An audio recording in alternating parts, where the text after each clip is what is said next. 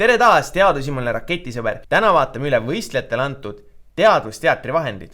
Katsevahendiks mähkmed. Seesama kõige tavalisem, ühekordselt kasutatav mähe. See mähe sisaldab endas superimavat polümeri, mis tähendab seda, et kui see mähe peaks saama märjaks, siis suudab ta imada väga palju vett endasse. Kui see sama polümer siit mähkme seest eraldada, siis näeb ta välja selline valge pulber, nagu mul on siin klaasi põhjas. Ning kui me lisame siia vett, siis täpselt nii nagu mähe imab ka see valge pulber selle vee endasse.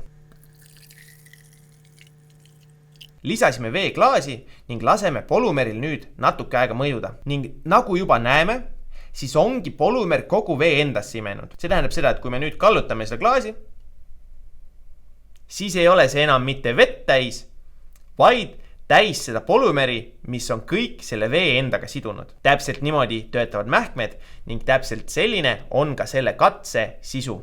Selline oli see katsevahend. Vaata üle ka teised katsevahendid ning mõtle, missugust etendust sina nendega teha tahaksid.